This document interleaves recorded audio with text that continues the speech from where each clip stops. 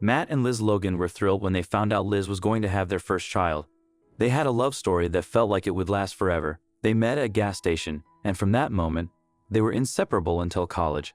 Liz went to study in California, while Matt stayed closer to home at the University of Minnesota, leading to a long-distance relationship. After graduation, Matt went to Chicago for his master's degree. He was thinking about getting a PhD when he decided he couldn't be away from Liz any longer. In 2005, he moved to LA to be with her. They traveled the world together, and Matt proposed to Liz in Nepal on August 13, 2005. They got married and were excited to start their life together. Matt worked as a project manager at Yahoo, and Liz was a financial executive at Disney.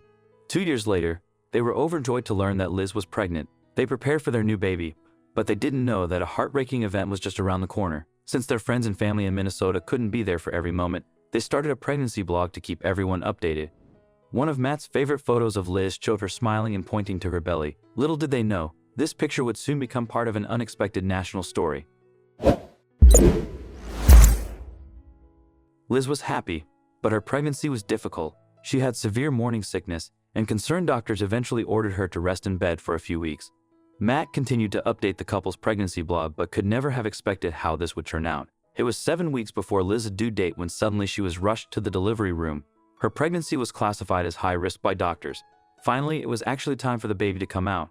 However, the baby was nearly 2 months premature, and Liz had to undergo an emergency C-section operation on March 24, 2008. Matt and Liz's lives changed forever. After a successful surgery, they welcomed their daughter, Maline, or Maddie Logan, into the world, weighing barely 3 pounds, 14 ounces. The new parents were elated, and Liz saw their beautiful baby girl briefly. However, because she was born premature, the hospital staff quickly took her to the neonatal intensive care unit. Meanwhile, Matt took to the blog to announce the birth. "Maddie's here," he wrote to his family and friends. Liz couldn't wait to hold her new daughter. However, doctors insisted that she needed more hours of bed rest. This was the moment they had been waiting for. Finally, the three of them would be able to have some much-needed bonding time. But then tragedy struck. Matt helped Liz carefully into the wheelchair when suddenly she whispered, "I feel lightheaded," and collapsed in his arms. Matt knew that something wasn't right. Doctors and nurses rushed to her side, and suddenly she was wheeled out of the room, leaving the new father fearing the worst. Suddenly, there was a code blue, and people rushed past me, Matt recalled, holding back tears. All of a sudden, it hit me. He tearfully told The Guardian in 2011, she was going to die today, here in this hospital, and she was never going to hold her baby.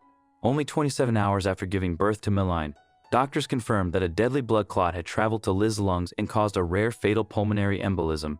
In just one day, Matt had gone from a proud new father to a heartbroken widower. He was so excited to fill the pregnancy blog with happy pictures, but instead, his next post was a heartbreaking one. Mere days before, Matt had written an elated birth announcement for Maline. Now he found himself typing a heart-wrenching obituary. 5 weeks ago, things were perfect, he mournfully wrote in the blog entry entitled, "Liz.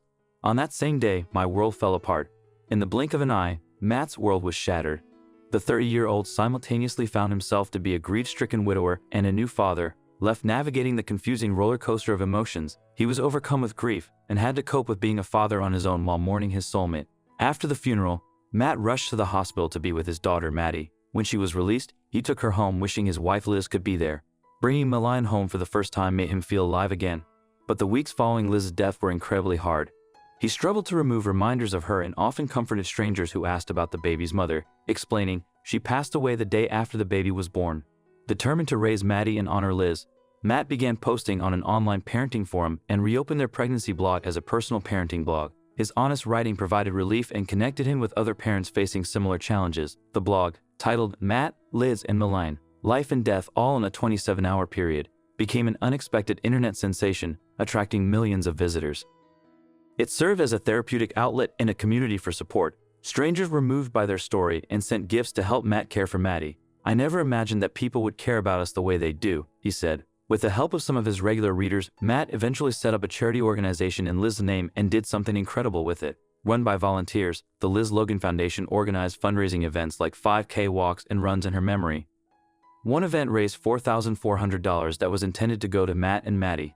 However, Matt envisioned another way to honor his wife's memory. Matt asked me if it was okay if he gave away all the money that had been raised for him and Maline to the widows and widowers he had met through his blog, recalled the foundation's co-executive Rachel Angron. They didn't have the same network of support, and he wanted to help them.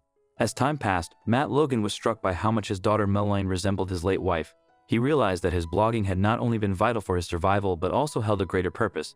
In many ways, it's a love letter to Meline and to Liz, he said. Liz will never read it, of course, but I want Meline to know that her dad didn't just curl up in a ball and start drinking heavily. I wanted her to know I was out there doing as much as I could for her and trying to make her as happy as I could. He didn't intend to keep the blog active forever. Matt was blown away by the response to his blog and all the opportunities it presented. Matt and Maddie were now also heavily invested in helping others in similar positions, but the two would soon start on a new path that would again change things in a big way. In 2009, Matt decided to take leave from his job to pursue something unforgettable with Maddie by his side. The two traveled to India, where Matt wanted to take a couple of months to write a memoir. Matt and Liz had traveled there a year after their wedding, so he wanted to do it with his daughter. Their 2 months there gave him the time and space to write his memoir, 2 Kisses for Maddie, a memoir of loss and love.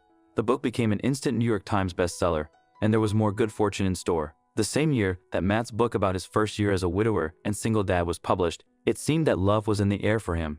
He started dating Brooke Glickson, who volunteered with the Liz Logan Foundation. The two had met the previous year at one of the organization's annual fundraising runs.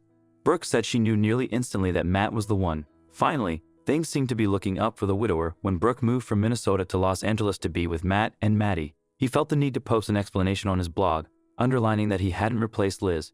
He wrote, "But even in my darkest moments, there has been happiness, and with Brooke now in our lives, there's even more happiness." While the couple had initially wanted to keep a low profile regarding their relationship, the word soon got out. However, not everyone was as enthusiastic. While most of Matt's vlog readers were supportive, others were more critical and accused him of having swept Liz under the carpet. Brooke conducted an interview with Parenting.com in which she opened up about her thoughts on being a replacement mom. By the summer of 2013, things between Matt and Brooke fizzled. Matt then took to Facebook to confirm in a now-deleted post that the two had gone their separate ways. Although things didn't work out with Brooke, life still had more surprises for Matt, and love wouldn't be lost on him.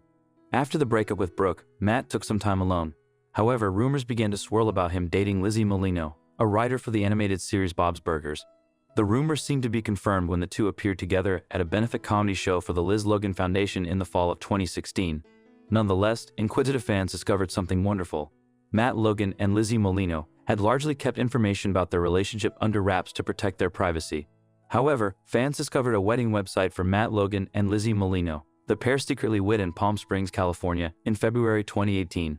Matt Logan prefers to keep his private life low-key, but his stories about his daughter Maddie have attracted attention, including from Channing Tatum, who is rumored to be involved in a film adaptation of Matt's memoir, 2 Kisses for Maddie, a memoir of loss and love. Despite his challenges, Matt has found purpose as a guest speaker at grief summits and a columnist for Glamour magazine. Maddie turned 10 on March 24, 2018, the same day marking 10 years since her mother Liz's tragic passing. Surrounded by love from her father and family, Maddie asked Matt if he held her mother's hand when she died. Matt did his best to explain, knowing his words couldn't change the past. In a touching moment, Maddie said, "Daddy, I love you," and he replied, "I love you too, Maddie."